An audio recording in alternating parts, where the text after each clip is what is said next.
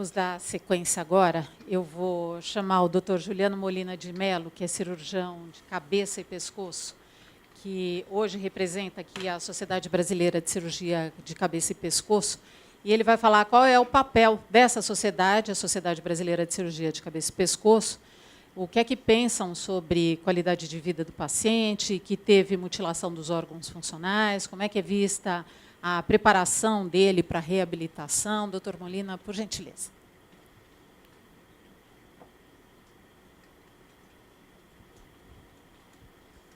Obrigado. Boa tarde. Gostaria de agradecer o gentil convite da comissão organizadora, nas pessoas da Elisa e da Melissa, por um tema tão importante hoje em dia e que é um dos objetivos aqui do Congresso, da qualidade dos nossos pacientes e a reabilitação. Eu venho representar a Sociedade Brasileira de Cabeça e Pescoço e nós podemos iniciar a apresentação com a definição. O que é saúde? Para depois definirmos o que é doença. Então, pela Organização Mundial de Saúde, da Organização Mundial de Saúde, saúde é o completo bem-estar físico, mental e social, e não somente a ausência de doença ou enfermidade. Então, depois de muito debate, essa denominação não mudou desde 1948. E na nossa legislação, na Constituição brasileira, nós seguimos a definição mundial, mas somente consta que a saúde é um dever do Estado, como poder público, e não como um Estado em si, abrangendo a União, os Estados, o Distrito Federal e os municípios. E a Lei Orgânica 8.080, de 1990, determina que o SUS deve ser única. Então, em todas essas instâncias. E esse poder do SUS deve ser exercido na União pelo Ministério da Saúde e nos seus diversos graus, nos estados e municípios, pelas respectivas secretarias de saúde e órgão equivalente. Mas em relação ao tratamento oncológico, o tratamento oncológico tem que ser individualizado. Se observam as necessidades de cada paciente, respeitando-se a doença e as possibilidades terapêuticas de cada um. E em cabeça e pescoço, como a doutora Elizabeth disse, essencialmente a intenção tem que ser curativa. E assim o era o pensamento até algumas décadas atrás. Mas não podemos deixar de pensar também na reabilitação. E por intenção curativa, são aqueles pacientes que conseguimos, através do estudo, então da programação, estudo radiológico sobre a doença e particularizado para cada um, encaixaram em algum dos segmentos de tratamento, como a cirurgia, radioterapia e quimioterapia. E tão importante como tratar, ou seja, livrar o paciente da doença, nós temos a reabilitação. Então, hoje em dia, é impossível pensar num tratamento oncológico sem reabilitar. Isso acontece para a mama, isso acontece para os linfomas, isso acontece para o tórax e também em cabeça e pescoço. E quais são os objetivos da reabilitação? Restaurar em cabeça e pescoço a capacidade de comunicar e de deglutir. Ensinar aos pacientes, quando nós não conseguimos fazê-lo 100%, estratégias compensatórias disso. E procurar adaptar e fazer a melhor combinação de paciente, técnica, cirúrgica, e equipe habilitada para tal. Com isso, nós conseguimos obter uma reabilitação física, social e psicológica e, por conseguinte, uma melhor estética e, finalmente, uma qualidade de vida dos pacientes. A melhora da qualidade de vida é o que nós observamos hoje com os testemunhos, que são emocionantes, por sinal. Segundo a Sociedade Brasileira de Cabeça e Pescoço, no seu artigo 2º, nas linhas B,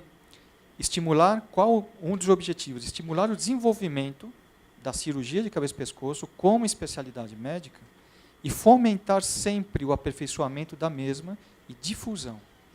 Então, esse aperfeiçoamento, ela contempla o contínuo estudo e aprimoramento nas diversas técnicas que a modernidade nos impõe e que nós vamos adaptando para o bem-estar do nosso maior, eu posso dizer, bem comum, que é o paciente. Nós estudamos tanto, nós dormimos mal, nos alimentamos mal para cuidar melhor do paciente. Ele é a nossa dádiva, é ele que eu tenho que cuidar melhor. Também faz parte do Estatuto promover o intercâmbio científico entre as diversas sociedades e, com isso, procurar se nivelar o conhecimento entre os diversos países e as demais sociedades médicas, assim como realizando conferências, cursos, simpósios e reuniões sobre os assuntos concernentes à especialidade. E também fomentar e procurar discutir juntos a entidades governamentais os programas de saúde pública no âmbito da especialidade. Como nós podemos mudar? Aqui a sociedade tem um papel fundamental. Então nós temos que discutir, tirando o âmbito político que nós vivemos hoje em dia, mas isso, em cada década, tem que ser discutido com os diversos órgãos pertinentes, de que maneira nós podemos melhorar a saúde pública. Porque o conceito de saúde vale para todos, independente se é público ou se é privado. A história da reconstrução e da reabilitação em cabeça e pescoço é antiga. Ela remete ao século passado, onde esse primeiro cirurgião, o cirurgião plástico, o Virey Papin Blair, em 1912, lançou o seu livro. Então, cirurgia das doenças da boca e da mandíbula. E somente a partir de 1921, ele preconizou que antigamente, antes dele, só se operavam e não se reconstruíam. E a partir dele, começou-se a fazer a reconstrução no mesmo tempo cirúrgico. Ele foi famoso também por desenvolver trabalhos com lábio leporino, e foi um dos primeiros a descrever a técnica de fechamento do cleft palate, fenda palatal.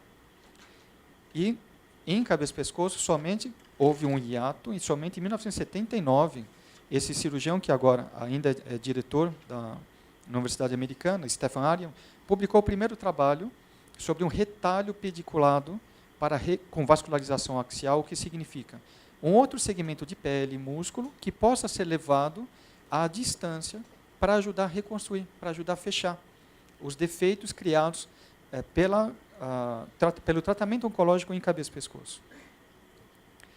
E a partir daí, então, trazendo um pouquinho mais recente, nós temos que em 1986 começaram a ser criados e idealizados os retalhos microcirúrgicos, que têm o mesmo planejamento de um retalho axial, ou seja, um segmento de pele, músculo, mas pode ser levado osso ou outra estrutura, com uma artéria e uma veia específica que ajuda a nutrir esses tecidos.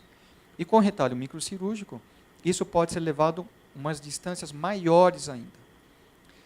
Isso originou em Nova York, com o Peter Cordeiro e o David Hidalgo, numa descrição de 8 pacientes dele de reconstrução de mandíbula com o retalho da fíbula. Eles retiravam a fíbula e levavam para a mandíbula.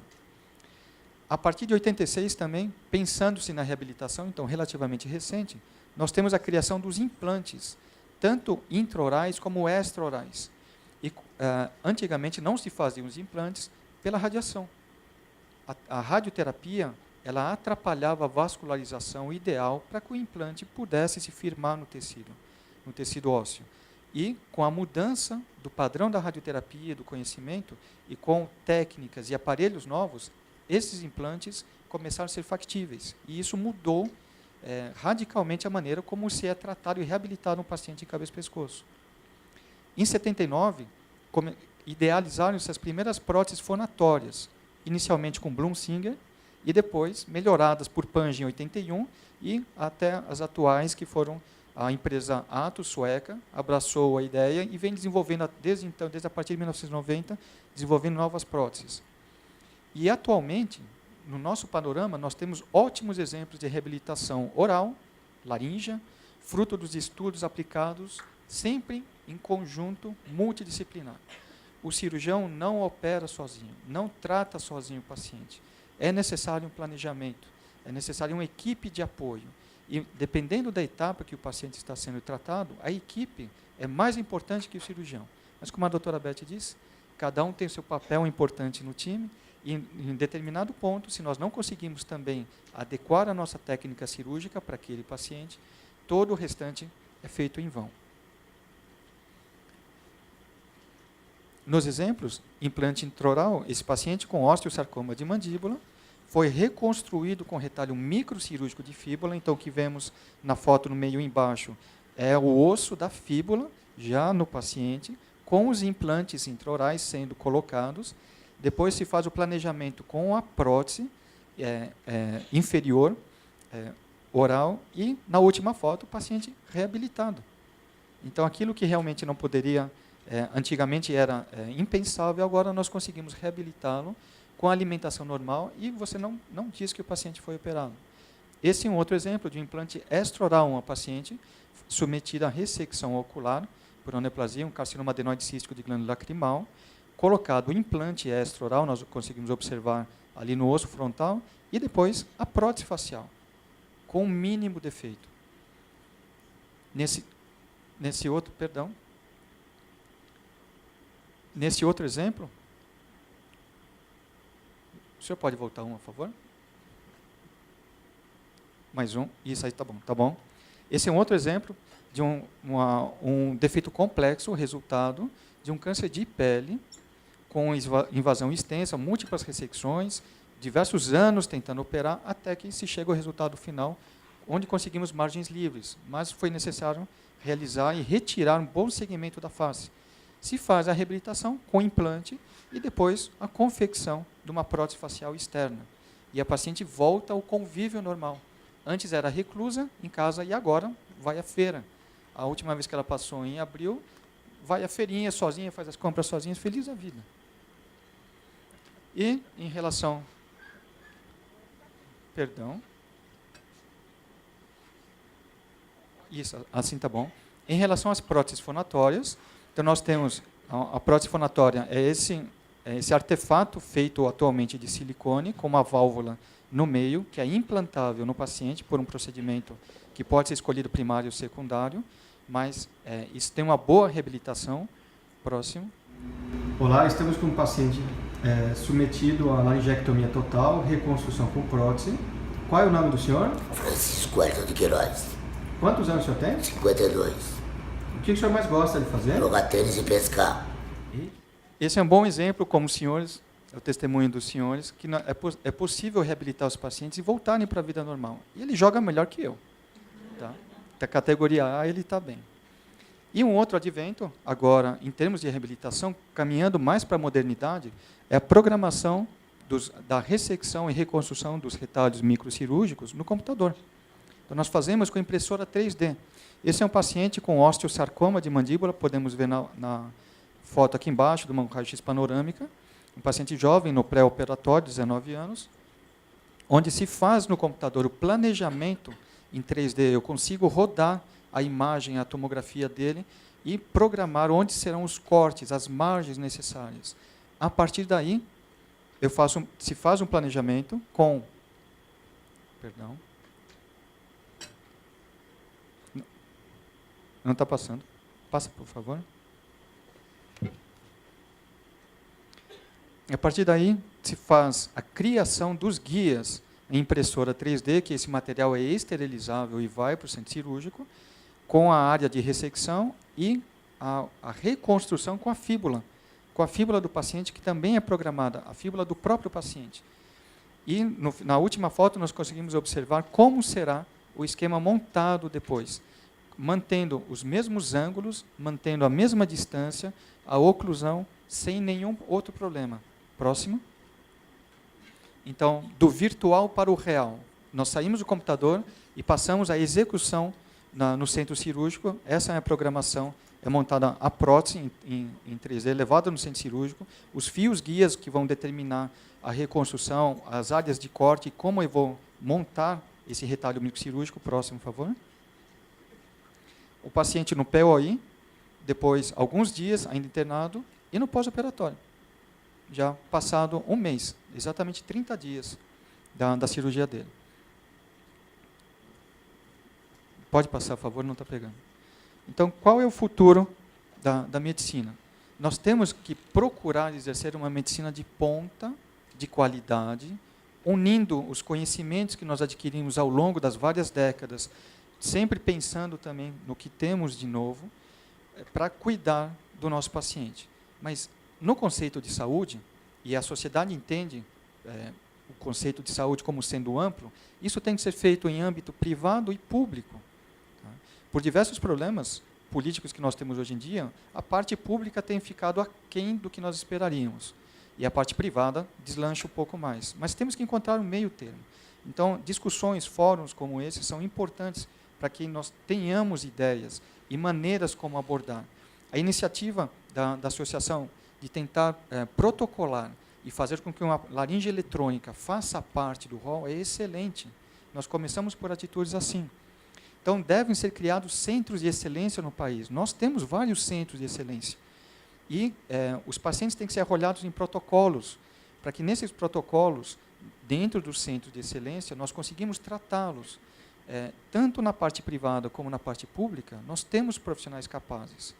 Mas a parte principal, que são as verbas, leitos disponíveis, não podemos esquecer da atenção primária à saúde, a atenção secundária, que vai fazer o nosso acompanhamento do paciente. Isso, nos diversos governos que se passaram, não foram, eles não conseguiram contemplar bem essa tarefa. As pesquisas que foram deixadas para trás há alguns anos, elas têm que ser retomadas. São a partir de pesquisas como essas que nós conseguimos obter a medicina de ponta em nosso país. O Brasil tem uma qualidade ótima de medicina, uma qualidade ótima da medicina, e que isso serve de inspiração para outros países quando nós vamos falar lá fora. Então, como organização e sociedade civil, nós temos que dar atenção a esses detalhes e procurar cobrar de nossos governantes políticas sérias, mas não que fiquem no papel, que sejam realmente implementadas. E nesse sentido, a sociedade tem seu papel fundamental. Ela apoia o cirurgião e apoia a sociedade civil, com embasamento junto aos órgãos fomentadores públicos. Então, muito obrigado pela atenção.